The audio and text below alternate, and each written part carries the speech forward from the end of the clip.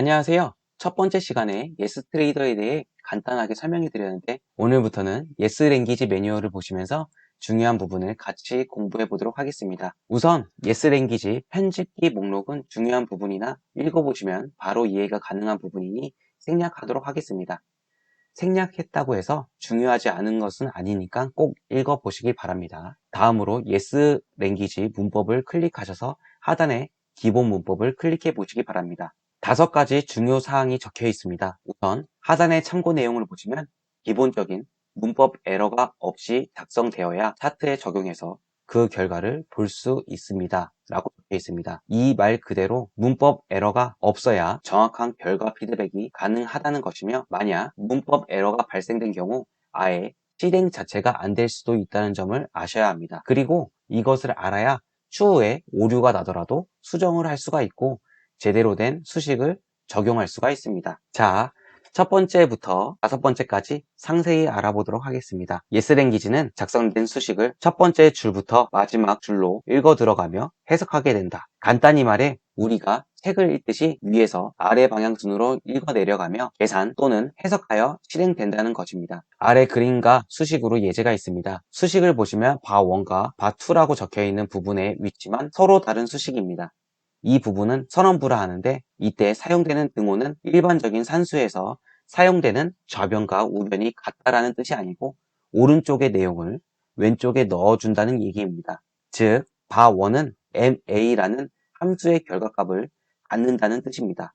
바2 역시 같습니다. 그리고 수식의 왼쪽에 차트 그림을 보시면 빨간색 화살표가 있는데 매수가 일어났다는 표시입니다. 나중에 설명해 드리겠지만 미리 말해 드려야 할 부분이 예스 랭귀지는 매 초마다 알아서 계속 또는 상시로 적용되는 게 아니라 어제 작성한 예제의 시뮬레이션 차트를 실행할 때 주기를 선택했었죠. 바로 그 설정한 차트의 주기마다 봉이 완성될 때 다음 봉의 시작이 되면서 실행이 됩니다. 다시 예제의 그림으로 오셔서 1분 봉이라 생각하고 설명하겠습니다. 검은색이 5분선, 핑크색이 20분선으로 보입니다. 5분선이 돌파되는 지점이 빨간색 화살표에 해당되는 음봉이 아닌 직전의 양봉인 것을 확인해 보실 수가 있습니다. 해당 봉이 완성된 후 그리고 나서 다음 봉인 음봉에 매수가 진행이 된 거고요. 밑에 두 번째 예제를 보겠습니다. 선언부가 밑으로 가 있기 때문에 먼저 if 제어문이 읽어집니다. 바1이 바2를 돌파하면 매수하라 라는 지시가 떨어졌는데 바1과 바2가 뭔지 컴퓨터가 모릅니다. 그렇기 때문에 일단 그냥 넘어갑니다. 그리고 바1과 바2에 각각 해당되는 ma 함수의 결과값이 저장됩니다. 방금 전에 봉이 완성될 때마다 수식이 시작 및 실행된다고 했습니다. 이제 위 예제에서 매수가 일어난 윗꼬리 음봉의 위치에서 해당 수식을 해석해보면 바1과 바2가 상한교차하면 매수해야 하는데 바1과 바2가 직전 봉에 해당되는 양봉이 아닌 그 전인 윗꼬리 양봉의 값이 저장되어 있을 겁니다. 왜냐하면 if 제어문이 실행되고 나서 저장이 되었으니 한 템포가 늦은 셈인 거죠. if 제어문이 실행되고 나서 이제야 이전 봉인 양봉의 데이터가 저장됩니다. 매수해야 할 이유가 이제야 저장된 겁니다. 윗꼬리 음봉이 완성되고 나서 다시 수식이 시작됩니다.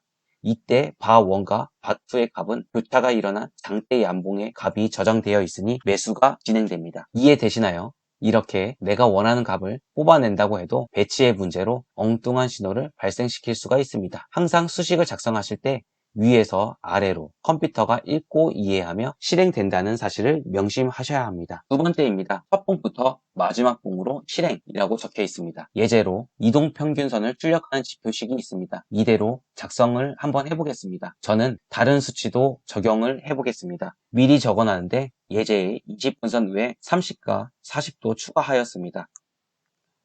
예스 트레이더 화면으로 오셔서 어제처럼 시뮬레이션 차트를 열어보도록 하겠습니다. 건수는 100으로 해보고요. 주기는 1분봉 확인.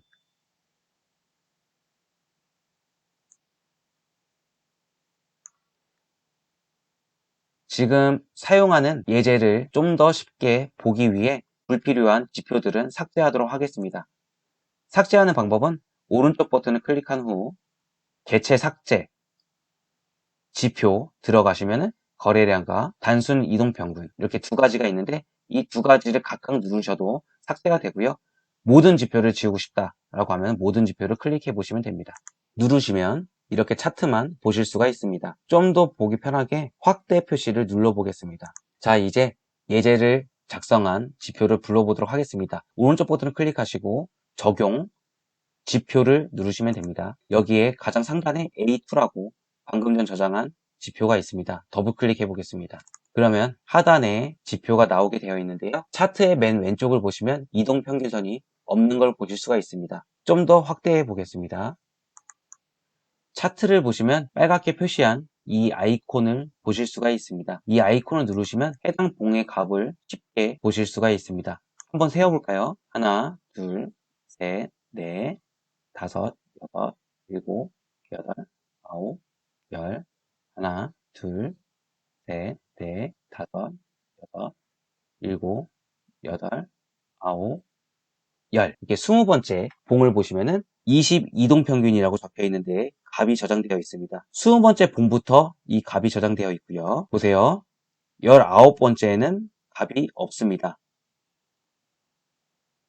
이는 20번째 봉부터 수치가 나온다는 것을 알 수가 있습니다. 이동평균선은 평균을 낼 숫자만큼을 더한 다음 나누어 계산을 하게 되는데 20번째 봉이 완성되어야 비로소 결과값을 송출할 수가 있습니다. 이는 왼쪽인 첫 봉부터 계산을 한다는 걸 쉽게 파악할 수가 있는 예제입니다. 그렇다는 것은 나중에 시뮬레이션을 돌리던가 실제 자동 매매를 할 때 결과값이 달라질 수도 있는 중요한 부분입니다. 예를 들어 100개의 봉을 갖고 거래를 한다고 했을 때 그리고 주기는 1분봉일 경우 총 100분의 시간을 갖고 거래를 하는 것인데 첫 봉은 시간이 갈수록 없어지고 이전 값으로 대체가 됩니다. 그렇다는 것은 매수가 된 이후 매도를 대기하고 있어야 하는데 시간이 지나 매수한 봉, 즉 매수 시그널을 내준 봉이 차트에서 없어지는 순간 컴퓨터는 매수한 적이 없다고 인식하여 매도 시그널을 내주지 않습니다. 매수를 해야 매도를 하는데 매수 시그널이 차트에서 사라져버려 매수 내역이 없으니 매도도 안 되는 거죠. 그래서 시뮬레이션과 실제 자동 매매 시에 차트 주기를 적절하게 적용해 주는 것이 중요합니다. 이해되셨죠? 다음 세 번째는 대소문자를 구별하지 않는다입니다. 간단한 예제도 나와 있지만 문장 그대로 대소문자를 구별하지 않고 대문자 M과 소문자 M은 동일하게 인식하신다고 보시면 됩니다. 간혹 이름을 대소문자를 활용해 사용하는 경우가 있는데 이는 작성자가 보기 편하기 위해 대소문자를 적는 것이지 대소문자로 구별할 수 없다는 걸 인지하셔야 합니다. 네 번째입니다. 하나의 단어 내에서 띄어쓰기나 줄바꿈은 허용되지 않는다입니다. 이것도 간단히 읽어보시면 이해가 되실 겁니다. 변수나 함수를 활용해서 수식을 작성하게 되는데 변수나 함수 등을 단어라 생각하시면 쉽습니다. 단어와 단어 사이의 공백은 제한이 없습니다. 하지만 단어의 이름이 변경되어서는 안 됩니다. 예제처럼 클로즈라는 종가값을 되돌려주는 데이터 예약어가 있는데 띄어쓰기를 할 경우 제대로 된 값이 저장되지 않는다는 걸 인지하시길 바랍니다. 기본 문법 마지막인 다섯 번째는 문장의 마침은 세미콜론을 찍는다입니다. 상단의 제목에는 문자라고 적혀 있는데 문자가 아니라 문장으로 보시면 됩니다. 하나의 문장의 작성이 완료가 되었다면 세미콜론을 찍어 마침을 표시해 주어야 한다 라고 적혀 있습니다.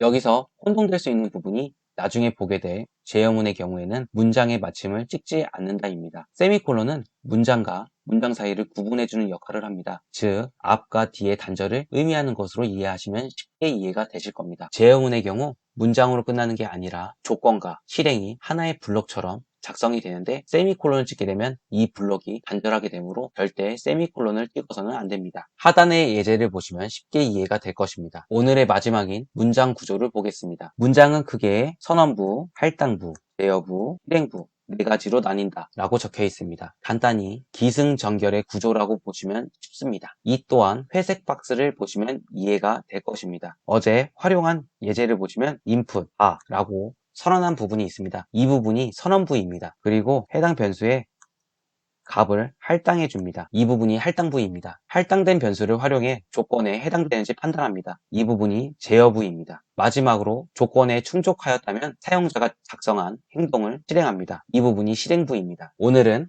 예스랭귀지를 작성하는데 기본이 되는 문법과 구조에 대해서 알아봤습니다. 다음 시간에 뵙겠습니다. 감사합니다.